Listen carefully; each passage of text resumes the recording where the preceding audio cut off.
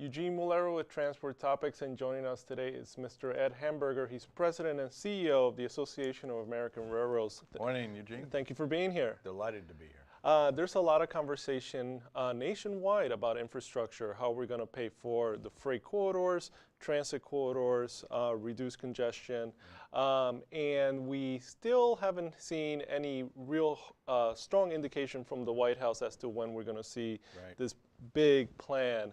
The freight rail industry is a major player in this conversation with infrastructure. So let me ask you, what does your group would like to see in a long-term infrastructure bill? I'm going to dodge that question for just 1 second. You got it. Because I want to look out at your audience, our trucking partner colleagues with whom we move a vast majority of Americans' freight between what trucking moves, what freight rail moves, and what together we move. I thank you for being our partner. And if there are any customers out there watching, on behalf of both the trucking and freight rail industry, thank you for your business, because we're in business to keep you in business. So let me, after that, get back to your question, Eugene. And as your audience probably knows, the freight rail industry is privately owned, privately maintained. There is no freight rail trust fund. So we are not looking for dollars and cents to come to the freight rail industry, but what I think we need, as evidenced by my opening comment here, for our partners, whether it's the ports, whether it's the trucking industry, we need to have a long-term, secure, user-pay highway trust fund. I think it's time for Congress and the administration to recognize that the trust fund user fee tax has not been raised since, what, 1992? Correct. I know ATA supports an increase in the user fee. And I think if we're going to catch up to the deferred building and maintenance that's been done, Congress needs to step up, the administration needs to step up, and there needs to be a long-term solution to how we're going to pay for the infrastructure. We've seen a variety of states this year, Tennessee, Alaska, Oklahoma, to name a few, who are moving toward increasing their gas tax. Is that something, would that be the model? I know you mentioned ATA, the trucking industry, that's something they support. What's your perspective? Do you think that federal lawmakers should emulate what their state partners are doing, or is there another fix for this issue? Well, I think that the American people have spoken in referendum after referendum. If they can be convinced that the increased funding, whether it's a local sales tax for transit or whether it's a state gasoline tax, they have overwhelmingly, in the majority of cases, supported that increased funding.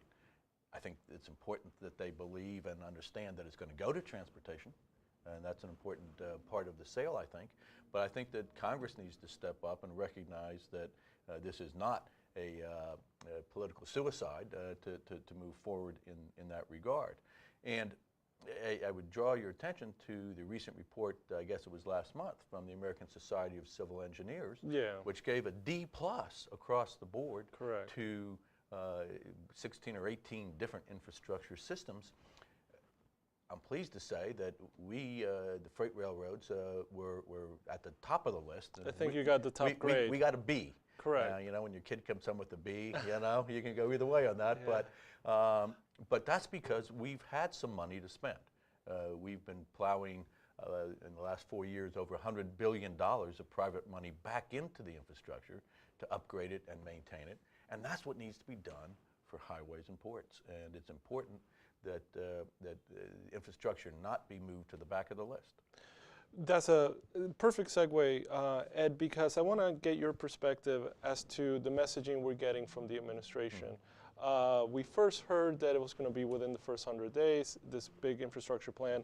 Then we got some signaling that it will be in May. Then last week we heard it's going to be in the fall. That's our budget director. And now Secretary Chow suggested that it could be this summer. When we're getting bombarded with such different messaging, what's your takeaway?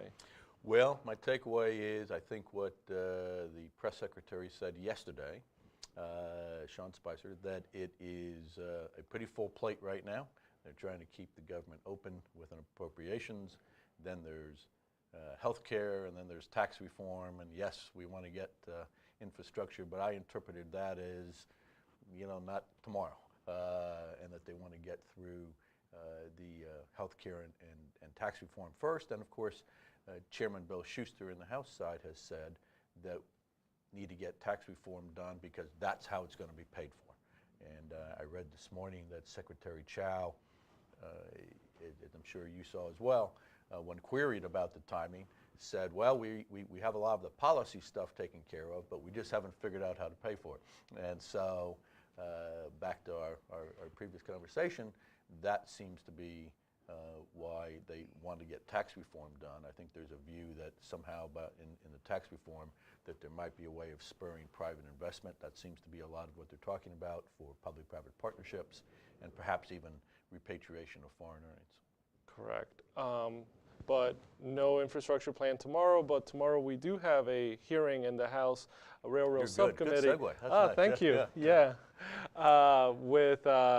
There's going to be the freight rail is going to be represented at that hearing. What should we expect from freight rail partners, their messaging or whatever? What would you hope will be the takeaway from people watching that hearing tomorrow? What I hope will be the takeaway, and I had the pleasure of being on a panel with Chris Spear, president of ATA at AASHTO just a couple of weeks ago, and we were both singing from the same hymnal, which was nice, and that is to say, we want to see federal regulations when they're necessary, not just in reaction to a headline in the Washington Post. Correct. That regulation be based on facts and data, that the process be open and transparent. We all have examples of a regulation coming down on us, and you say, well, what's the justification for that? Well, we have a study, but we're not going to show you the study. Well, let's have some transparency, and then of course some cost-benefit assessment that the benefits outweigh the costs. And so ATA and AAR are in lockstep on that. That's what the Chief Legal Officer from BNSF, Roger Nober, will be saying tomorrow. There were 2 hearings in the Senate Commerce Committee earlier this year. Lance Fritz, CEO of Union Pacific, and Matt Rose, Executive Chairman of BNSF, made the same point. So we're hoping that there might be some legislation coming in the near future on that, and very pleased to see some of the executive orders and regulatory reform efforts being done by the administration. Forgive me for these perfect segues, but you brought up the Senate Commerce Committee hearings. One of the issues that was brought up at that hearing was the concept and the discussion of truck size and weights. And what I do want to ask you is if you could help educate our audience and tell people what the impact of disrupting the continuation of existing truck size and weight limits would be. There are 2 major arguments that we make in opposition to increased truck sizes and weights. The first is a matter of competitive equity. As you know, the DOT studies indicate that an 80,000-pound truck pays for about 80% of the damage that it does to highways and bridges. At 91,000 pounds, I believe that number goes down to about 60%. As I mentioned earlier, we pay taxes on our right-of-way, we pay for our maintenance, we pay for the upkeep of our 140,000-mile network. So to have that increase in weight not accompanied by some sort of an increase in cost sharing seems to us to be tilting that playing field even more. And if I might just go one more second into that. When 20 years ago the freight rail industry had a car maximum of 263,000 pounds, that migrated up to 286,000 pounds. That's about a 10% increase. What we've discovered is that increased weight puts a whole lot more wear and tear on the steel rail. We had to get a higher gauge steel. It wears out the ties more quickly. The axles of the rail car are under more stress and strain. So those increased maintenance costs we bore for the increase in productivity. To me, that's a pretty good parallel of what should be done for any truck size and weight increase. And then the second issue, and it is not quite as compelling perhaps, but you know, we have a great partnership with so many trucking companies, both private and public trucking companies, that through our intermodal business. And so the well cars are not designed to hold double stack heavier containers. Yeah. And so that, you know, and then the cranes at the yards are not designed for that. So there would be that ripple effect through the logistics chain that would also have to be taken into account before the increase comes. And I guess my last point would be, and I'd be remiss not to mention it, I noticed that the president of the Truckload Carrier Association of ATA wrote a letter to the Hill leadership opposing an increase in truck size and weight, in truck weight. So yeah, we agree with that. What is your expectation that this will be a theme or a conversation that would linger this year on Capitol Hill? I think it'll certainly linger. It has been around for as long as I've been on this job. I'm going on 19 years now, and you know, it bubbles up. As you know, in 2015 there was a vote on the House floor on it. Yeah. 2012 in committee. Vote on the Senate floor. Was it last year as well? So I think it's there. I think there is an interest by some truck owners and some shippers to continue to put this issue in play, and so I think it'll be out there. Ed, lastly, just Infrastructure Week is coming up. It sure is. Mid-May, May 15th through the 19th.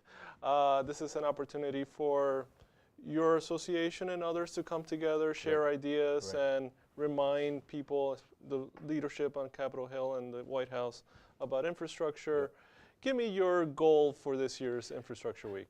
My goal is to have people continue to talk about infrastructure. I think it's great that the president talked about it in you know, his campaign, that it is out there. The mainstream media has it on their list of things to keep on asking about.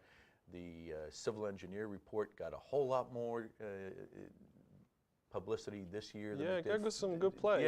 Than it did 4 years ago. And so I think there is a recognition and a focus on it, and I think that this is an opportunity to keep that pot boiling.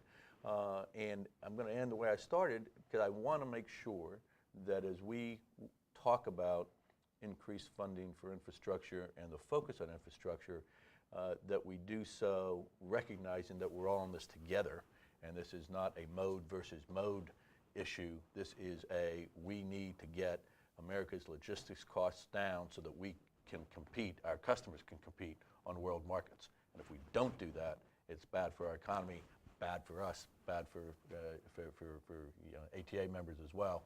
So I think it's important that while we recognize we have differences, that we recognize that out in the real world, we work together pretty well to move America's freight.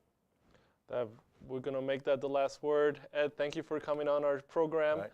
And check out ttnews.com for the latest in freight news and Capitol Agenda on Tuesdays when Congress is in session.